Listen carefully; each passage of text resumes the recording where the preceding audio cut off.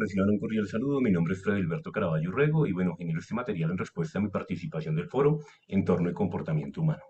Para empezar, quiero mencionar que frente a la forma en la que los seres humanos reaccionamos a diferentes situaciones, es posible argumentar que ella se debe pues, a diferentes variables, algunas de naturaleza interna y otras de naturaleza externa, y desde allí es posible distinguir y diferenciar tres elementos que convergen en el ser humano, pero que sin duda alguna tienen matices y alcances diferentes. Ellos son el comportamiento, la conducta y la acción. Voy a empezar con el comportamiento, para mí es más amplio,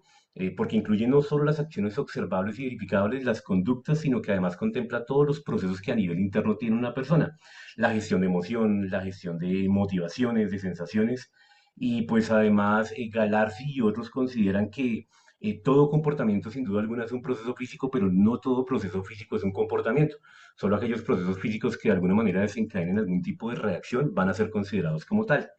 Por otro lado, tenemos las conductas, entendiendo que una conducta se centra en acciones que son observables de un individuo en respuesta a un estímulo que puede ser interno o externo. Para Cobo, la conducta se entiende como una consecuencia externa al individuo, que lo condiciona y que particularmente lo lleva a reaccionar o a comportarse de determinada manera. Y cuando hablamos de las acciones, estamos entendiendo que ellas obedecen al desarrollo de un evento de manera consciente y se motivan por una intención en particular, se orientan a un resultado. En ese orden de ideas, a continuación quiero presentar una reflexión personal frente a las demás preguntas y quiero proponer 5 ejemplos de acciones que de alguna manera van a generar comportamientos que pueden transformar el entorno pues, a nivel individual, personal o a nivel social.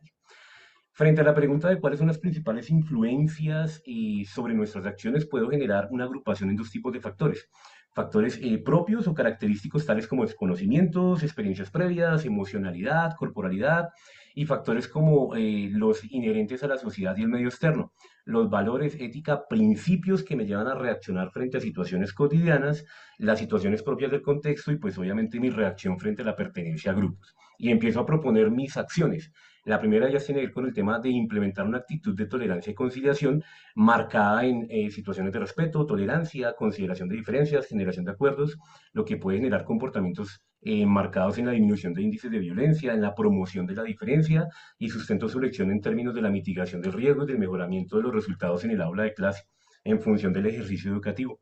El segundo ejemplo de acción tiene que ver con propender por el cuidado integral a nivel personal, caracterizándose por situaciones como el autocuidado, el balanceo de tareas, el manejo de los tiempos, lo que sin duda alguna puede generar comportamientos asociados con el tema del cuidado en la salud física, mental, emocional, y se sustenta en el tema de una conciliación personal y familiar y pues el mejoramiento de los resultados también en el ejercicio educativo.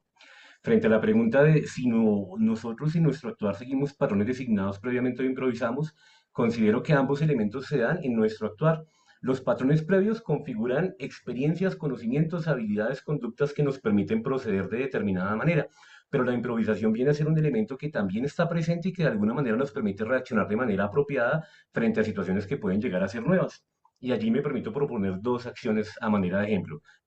Practicar la apertura al cambio sería la tercera, desde situaciones como la experiencia, la creatividad, la adaptación, lo que sin duda alguna puede generar comportamientos tales como la innovación continua, esa búsqueda en el desarrollo de nuevas ideas, capacidades y conocimientos, y claramente ello propende por el mejoramiento a nivel personal y a nivel profesional. Y otra acción que tiene que ver con el tema de participar activamente de actividades cívicas en donde se promuevan valores ciudadanos, identidad cultural, lo que genera comportamientos enmarcados en eso, en la promoción de la convivencia, en la promoción del cuidado y la conservación, y claramente eso genera en la escuela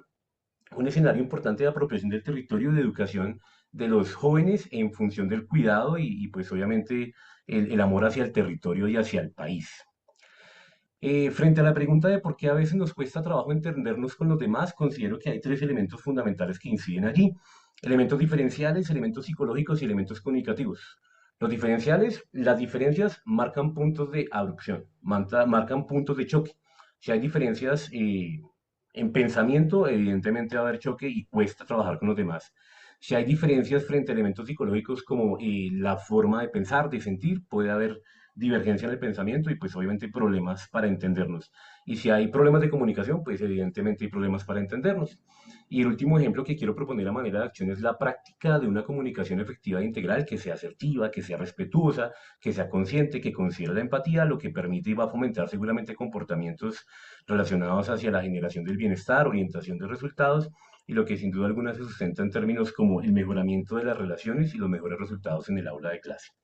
A manera de conclusión, aunque comportamiento, conducta y acción sean términos que se relacionan porque son inherentes a las personas, tienen alcances y connotaciones diferentes, por un lado. Y la segunda conclusión es que pensar en este tipo de acciones que transformen nuestro entorno, a mí personalmente me generó un sentido diferente frente a mi práctica docente. A continuación presento algunas de las referencias que tuve en cuenta para hacer la presente reflexión y les agradezco a todos ustedes por su atención. Gracias.